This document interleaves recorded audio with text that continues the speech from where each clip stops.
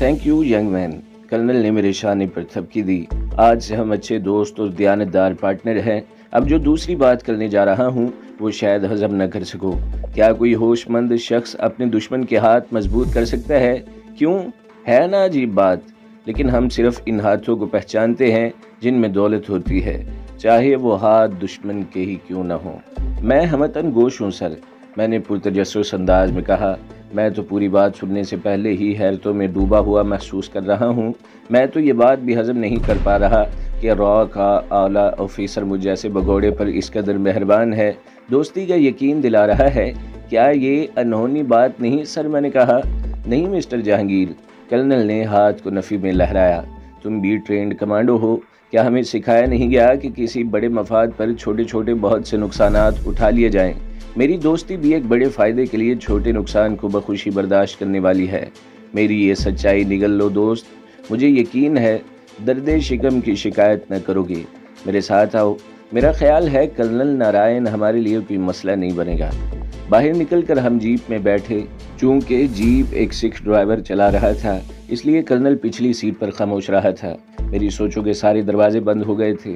Colonel ने वाकई मुझे नाकाबिले यकीन सूरत हाल से दो चार कर दिया था। भेड़िए और भेड़ की दोस्ती का कौन यकीन कर सकता था? मैटरनिटी होम के गिर्द कांटेदार तार और गेट पर मुसल्ले दो गार्ड देखकर अंदाज़ा लगाना मुश्किल न था कि हॉस्पिटल को भी फौजी मकासद की भेंट चढ़ा दिया गया था। गेट से जीप गुजरी तो गार्ड्स ने आर्म्ड सैल्यूट दिया। कर्नल नारायण का ऑफिस ऑपरेशन थिएटर में था। सुरख पटा गले में लटकाए कर्नल का हवालदार अटेंडेंट कर्नल शोभराज को देखकर तन कर खड़ा हो गया था। मुझे बाहर बरामदे में छोड़कर जब वो अंदर गया तो मेरे अंदर के जहांगीर ने मुझे इस मौके से फ़ायदा उठाने की तरगीब दी, लेकिन मैंने इस ख्याल को फ़ौरन झटक दिया था। अगर कामयाबी का इम्कान 1% भी हो तब भी एक अच्छा कमांडो अंधी छलांग लगाने से दुरेग नहीं करता, जबकि कर्नल शोभराज ने मेरे सामने रोशन रास्ता रख दिया था। कॉल बेल सुनकर हवालदार मार्च करता हुआ अंदर गया और फिर इसी अंदाज में बाहर निकल कर बोला, सर आपको कर्नल साहब ने याद किया है। मैंने इसे हल्की सी मुस्कुराहट दी और पर्दा हटाकर अंदर दाखिल हो गया। चूँकि मैं नंगे सर था, इसलिए एड़ियाँ जोड़कर कर्नल को ताज़ीम दी थी। Welcome inspector. भारी सफ़ेद मूँछों से इसकी बुर्राई हुई आवाज़ उभरी। शोबी से जो मामला तुम तय करोगे, मैं इसकी एडवांस अप्रूवल दे रहा हूँ। मुझे सिर्फ इतना कहना है कि हमारे बताए हुए रास्ते पर जब तक चलते रहोगे, दुनिया की हर सहूलत तुम्हारे साथ चलेगी। हम अपने वफादार दोस्तों का बहुत ख्याल रखते हैं। जब कभी ये रास्ता छोड़ना चाहो तो उस वक़्त से सांसों को गिन लेना।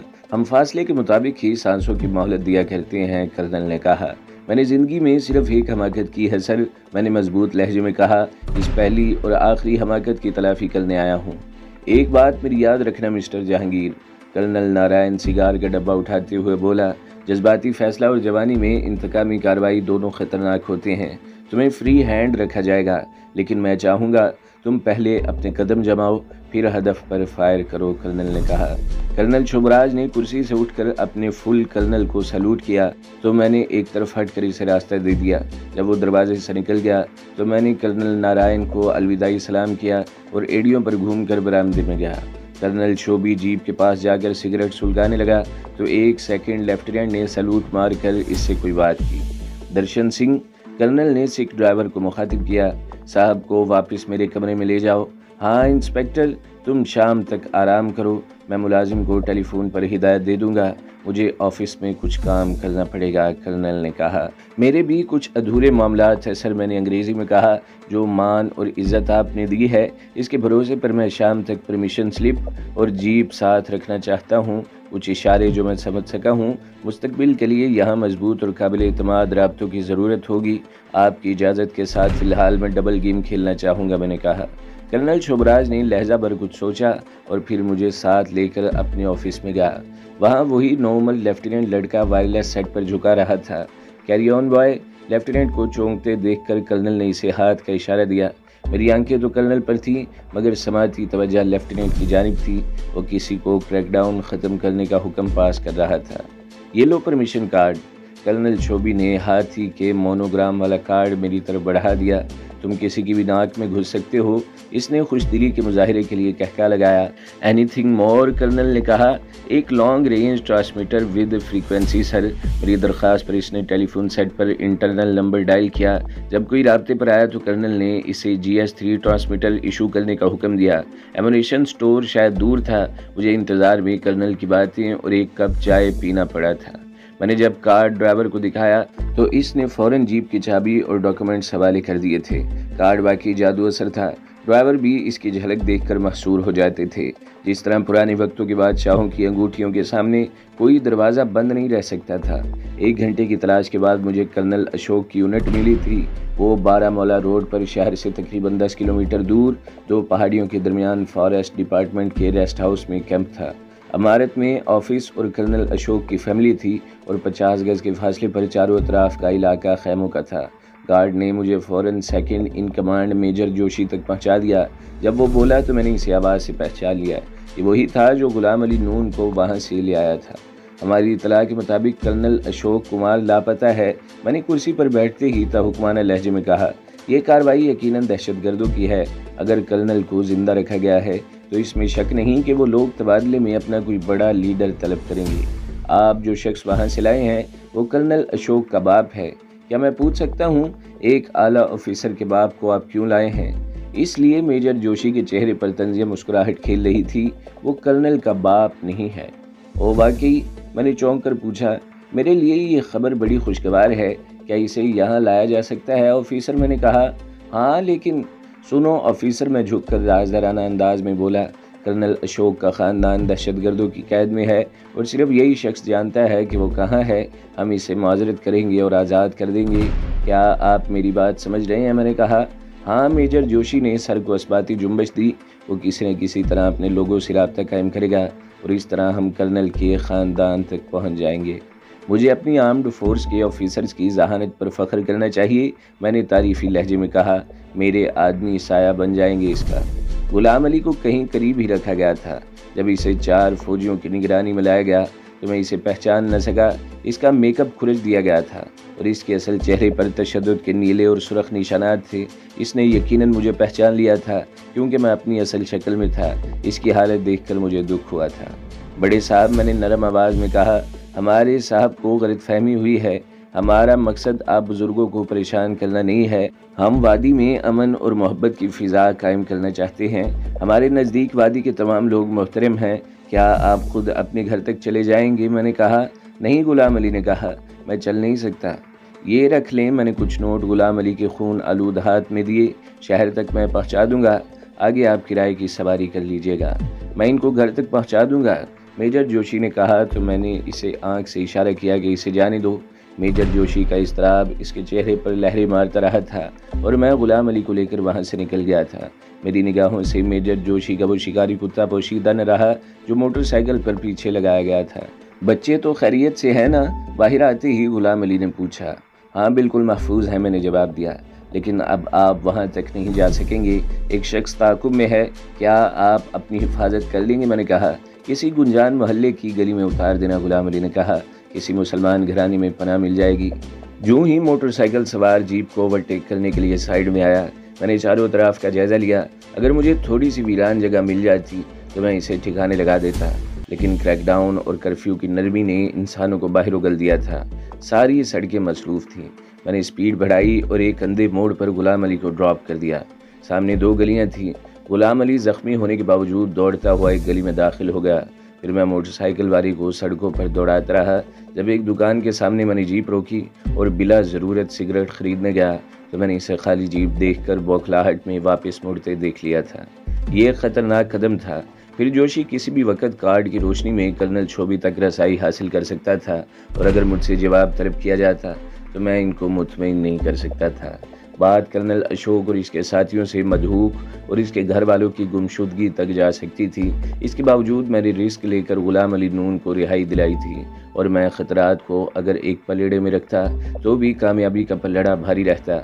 मुझे अपनी ज़ात की परवाह न थी। मैंने बकौल कर्नल शोभी अपनी टांगों से टाइम बम बांध कर रिमोट कंट्रोल कर्नल के हाथ में दे दिया था।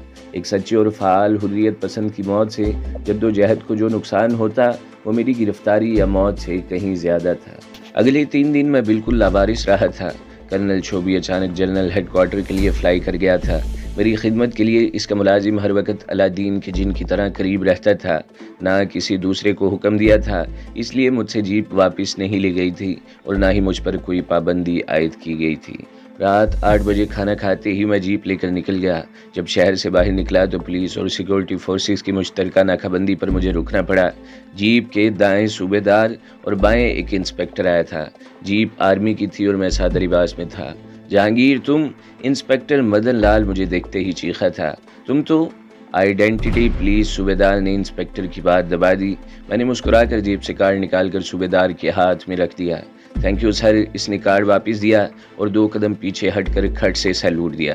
مدن پیارے، دوسرے دوستوں کا کیا حال ہے؟ میں کسی دن آؤں گا، میں نے دوستانہ لہجے میں کہا۔ سب کو بتا دینا میری خدمات آرمی نے مستعار لے لی ہیں۔ ضرور آنا، مدن نے آنکھ دبا کر کہا، پھر کان پر جھک کر بولا۔ انسپیکٹر انوما کے لیے اس نے گھونسلہ بدل لیا ہے، آج کل ASP وریام کے گھونسلے میں انڈے دے رہی ہے۔ او، میں نے منہ بنا کر کہا، پھر تو ضرور آؤں گا، اسے بھی پیغام پہنچا دینا میرا۔ میں نے بریک سے پاؤں ہٹایا تو جیپ گراتی ہوئی نکل گئی۔ حضرت شاہ صاحب کے چند خدمتگاروں کے علاوہ کیمپ میں کوئی نہ تھا۔ سرفراز اور زبیدہ نے شہر میں مکان لے لیا تھا۔ گل احمد واپس اپنے ساتھیوں کے درمیان چلا گیا تھا اور بطول کو شاہ صاحب نے انڈیا کے لیے روانہ کر دیا تھا۔ وہ لوگ تمہیں سچ مچ عبدالعلی تو نہیں بنانا چاہتے ہیں جہانگیر؟ کرنل شوبی کی تمام باتیں سن کر شاہ صاحب بولے، اگر ایسا ہوا تو واپس چلے جانا بیٹے، میں نہیں چاہتا تم کسی اپنے بھائی کی اندھی گولی کا نشانہ بن جاؤ۔ میرا خیال ہے وہ مجھے کسی خاص مقصد کے لیے استعمال کرنا چاہتے ہیں، میں نے کہا۔ وہ بڑے محتاط شیطان ہے جہانگیر، شاہ صاحب نے کہا، ہر قدم پھونک پھونک کر رکھنا، اتنی جلدی وہ اعتماد نہیں کریں گے۔ میں آپ کی ہدایت کی روشنی ساتھ لے گیا ہوں حضرت صاحب، میں نے کہا۔ مجھے اللہ تعالیٰ کی مدد پر بھی بھروسہ ہے، مجھے شاید پھر ادھر آنے کی مہلت نہ ملے۔ آپ میری فریکوینسی کسی طرح انو کو پہنچا دیجیے گا، میں نے ٹرانسمیٹر حاصل کر لیا ہے، میں نے کہا۔ شاہ صاحب نے مجھے محتاط رہنے کی پھر ہدایت کی اور دعاؤں کے ساتھ رخصت کیا۔ انو اور زبیدہ سے ملاقات نہ ہونے کا دکھ سمیٹ کر میں رات 1 بجے جب خوابگاہ میں داخل ہوا تو ملازم فوراً حاضر ہو گیا۔ آپ کے لیے ضروری پیغام، اس نے مہر بند لفافہ بڑھاتے ہوئے کہا۔ ہیڈ کوارٹر سے 2 آدمی پوچھنے آ چکے ہیں۔ لفافے کے کونے پر سرخ الفاظ میں ٹاپ پرائیورٹی درج تھا۔ میں نے اندر سے ٹائپ شدہ کاغذ نکال کر ملازم کو کھانا لانے بھیج دیا۔ جہانگیر تم بلا تاخیر دہلی کے لیے چل پڑو، رائل ہوٹل میں تمہارے لیے روم نمبر 403 مسٹر روبن کے لیے بک کروا لیا گیا ہے۔ مزید ہدایات تمہیں وہاں ملیں گی۔ نیچے کرنل شوبی کا نام تھا۔ ابھی ملازم برتن بھی نہ اٹھانے آیا تھا کہ دستک دے کر ایک فل لیفٹیننٹ نوجوان اندر داخل ہوا۔ اس نے پوچھا، کیا میں روانگی کے لیے تیار ہوں؟ میرا جواب اسبات میں پا کر وہ کرسی پر بیٹھ گیا۔ اس کی کالی بور آنکھوں میں نیند کے سرخ ڈورے تیر رہے تھے اور چہرے پر کبیدگی طاری تھی۔ کیا تم میرے ساتھ جا رہے ہو لیفٹیننٹ؟ میں نے کہا۔ یس سر، اس نے جواب دیا۔ میں کاپٹر کا پائلٹ لیفٹیننٹ آنند ہوں۔ کاپٹر کا سن کر میرے ہونٹ دائرے میں سکڑے تو نوجوان آفیسر نے جمائی لے کر کپ بورڈ کی جانب دیکھا۔ میں گرم گرم کافی کی طلب محسوس کر رہا ہوں سر۔ میں نے ملازم کے لیے کال بیل بجائی۔ جب ملازم آیا تو اس کے ہاتھوں میں 2 مگ تھے۔ عجیب شخص تھا، مطلوبہ کافی لے آیا تھا۔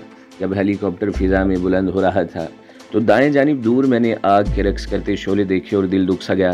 مجھے یقین تھا مسلمانوں کا کوئی گاؤں جل رہا تھا۔ وادی پر تاریکی کا غلاف چڑھا ہوا تھا۔ وہ میرے اندر کا احساس تھا۔ یہ واقعی وادی سوگوار بیوہ جیسی دکھائی دے رہی تھی۔ وہ زمین کا ٹکڑا جسے ہر دیکھنے والی آنکھ نے جنت کا ٹکڑا کہا تھا، جل رہی تھی، اجڑ رہی تھی اور سوگوار تھی۔ میں ایک طرف جھکا ٹمٹماتی روشنیاں اور ان کے درمیان اپنی صحن کا ٹوٹا ہوا بلب تلاش کر رہا تھا کہ میری آنکھوں نے مان ایک نارنجی شعلہ پہاڑ کی طرف سے اوپر اٹھتا دیکھا۔ شعلے کا رخ میری جانب تھا۔ میں کوئی سویلین شہری نہ تھا کہ شعلے کو نہ پہچان سکتا۔ ہمارے کاپٹر پر فائر ہوا تھا۔ پھر پائلٹ نے شاید ہدف کو ہٹانے کا فیصلہ کیا تھا۔ ہیلی کاپٹر ایک دم بائیں جانب جھکا تو میں لڑک کر بائیں سیٹ پر جا گرا۔ کاپٹر ہٹ ہو گیا ہے، پائلٹ کی آواز سنائی دی۔ میں نیچے جا رہا ہوں۔ مجھے اس کی آواز سنائی دے رہی تھی لیکن اس کی بات کا مطلب سمجھ نہ آیا تھا کہ نیچے سے اس کی مراد کاپٹر اتارنا ہے یا وہ مجھے زخمی پرندے کے پیٹ میں چھوڑ کر خود ہوائی چھلانگ لگا رہا ہے۔ ہیلی کاپٹر وزنی گٹھری کی مانند نیچے گر رہا تھا اور میرا سانس سینے سے اچھل کر حلق میں پھنس رہا تھا۔ ہیلی کاپٹر ایک کلا بازی کھا کر پھر خود بخود سیدھا ہو گیا۔ यही वजह रही थी कि मेरा तवाज़ुन दुरुस्त हो गया था। पायलट अपनी सीट पर औंधा हो गया था। शायद कलाबाजी के दौरान इसे शदीद ज़रब आई थी या हादसे के खौफ ने इसे मौत से पहले मार दिया था। हालांकि इसे हंगामी हालात से मुकाबला करने की बाकायदा तरबियत दी गई होगी। जब मुझे तरबियत के लिए हेलीकॉप्टर स्क्वाड्रन में भेजा गया था तो हमें न सिर्फ कॉप्टर को ऑपरेट करने की ट्रेनिंग दी गई थी, बल्कि फ़िज़ाई छलांगों और हंगामी हालात में ख़ुद को बचाने के बहुत से गुर बताए गए थे। हिफाजती बेल्ट को नोचकर मैं किसी टिड्डे की मानित कूद कर पायलट पर जा गिरा था और फिर दाएं जानिब की स्क्रीन सिरकाने का बटन दबा दिया।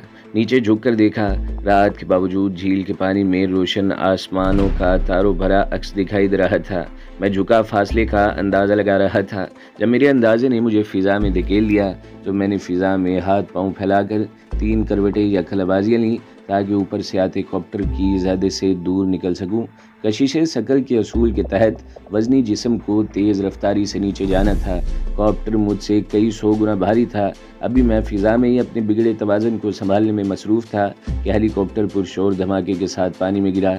जब पानी और मेरा फासला कम हुआ तो मैंने बदन को एकदम उल्टा कर दिया और हाथ जोड़ कर आगे कर लिए। वो डाइव का आजमूदा अंदाज था। एक ख़तरा जो झील के किनारों पर हो सकता था, इसे मैं पानी में नीचे उतरते वक्त भी न भूला था। कॉप्टर जिन हाथों ने तबाह किया था यकीनन झील के आसपास ही थे और अपनी कामयाबी को देखना भी इनके लिए यकीनन खुशगवार अमल था। मैं नहीं चाहता था कि पानी से उबर कर ब्रेस्ट का निशाना बन जाऊं। कौन सोच सकता है कि इंडियन हेलीकॉप्टर में एक मुसलमान सवार होगा। पानी से जिंदा उभरते देखकर कोई जज्बाती मुजाहिद गोली मार सकता था। इस खतरे के बावजूद मुझे एक लहजा के लिए ऑक्सीजन के लिए पानी से कम से कम नाक बाहर निकालना थी, क्योंकि बुलंदी से जब मैं अमूदी अंदाज में गिरा था तो बहुत गहराई तक उतर गया था। जब बदन को रोक कर ऊपर जाने का अमल किया तो सीने में घुटी हुई सांस जबत के किनारे छूने लगी थी। मैंने बाहिस्तगी पानी से चेहरा ऊपर उठाया था ताकि पानी की आवाज़ पैदा न हो। उभरते ही मैंने आंखें खोलकर तेज़ रफ्तार रडार की माने चारों अतराफ का जायज़ा ले लिया था। मुझसे कुछ दूर 2 बजरे खड़े थे। इनके साथ बरकी निज़ाम था। सुरख रोशनियाँ झिलमिला रही थीं। तैरना आसान था लेकिन तैरने में ख़तरात थे, लिहाजा डुबकी में जाकर मैंने बजरों की जानिब बढ़ना शुरू किया। जब ताज़ा हवा की ज़रूरत महसूस होती, चंद सेकंड्स के लिए सतह आब पर चेहरा उबार लेता था। मेरी साबिक़ा मालूमात के मुताबिक 90% मुसलमान इस धंधे में थे, लेकिन 10% में ये बजरे हो सकते थे। अगर कोई सिख या हिंदू बजरे पर होता तो मेरे लिए मसाइल पैदा हो सकते थे। मैंने पहले बजरे के गिर्द चक्कर लगाया। दूसरा बजरा 20-30 गज दूर था। मल्लाह सोए हुए थे या खनक हवाओं से बचने की खातिर ओट में थे। कोई हरकत थी न जिंदगी के आसार थे। मैंने सोचा मुमकिन है बजरों को लंगरअंदाज करके वो लोग खुशकी पर चले गए हों। मैं 1-2 घंटे और पानी में रह सकता था। मेरे आसाब में अक्लमंदी न थी, इसलिए अल्लाह का नाम लेकर मैंने बाजुओं के सहारे जिस्म को ऊपर उठाया और फिर डोलते बजरे के अंदर चला गया। 2-3 मिनट गीले फर्श पर बेहिस्सो हरकत लेटा रहा और सुनगुन लेने के बाद हाथ पांव के बल चलता हुआ इस केबिन की जानिब गया, जिसकी दुर्जों से धुंधली धुंधली रोशनी दिखाई दे रही थी। एक कदरे फराग जुरी से आंख लगाई। सामने जो मंजर आंख ने देखा वो इतना शर्मनाक था कि मैं बेख्तियाराना पीछे हट गया। एक औरत कुदरती लिबास में हाथ पांव चला रही थी। इसके मुंह पर पट्टी बंधी हुई थी। 2 मर्द दाएं बाएं खड़े थे और एक रुख बदल बदल कर औरत को काबू करने की जंग लड़ रहे थे। गालबन दोनों इस दिलचस्प जंग से महजूज रहे थे। औरत तड़प कर जूं ही उठने की कोशिश करती, इसके मद्दे मुकाबले इसे बालों से पकड़ कर गिरा देता। एक बार इसने औरत के सीने पर लात भी मारी। ज़रब खाकर औरत मुंह के बल औंधी हो गई थी। मान मेरी छठी हिस्स ने मुझे एहसास दिलाया कि मेरी पुश्त पर कोई खड़ा है। मैंने गर्दन घुमाई। वो 1 कदम के फासले पर खड़ा था। इसके शाने पर कंबल या शॉल लटक रही थी। मैंने पंजों पर जिस्म का बोझ डाला। इससे कबल के मैं इससे टकराता, इसने दोनों हाथ ऊपर उठा लिए थे, गोया इसने शिकस्त कबूल कर ली थी। मैं इसे धकेलता हुआ किनारे तक ले गया था। तो दोस्तों, अगली किस्त सुनने के लिए हमारे चैनल को ज़रूर सब्सक्राइब करें, वीडियो को लाइक करें और बेल के आइकन पर भी क्लिक कर दें ताकि हर जो आने वाली वीडियोज़ हैं वो आपको सबसे पहले मिलती रहें।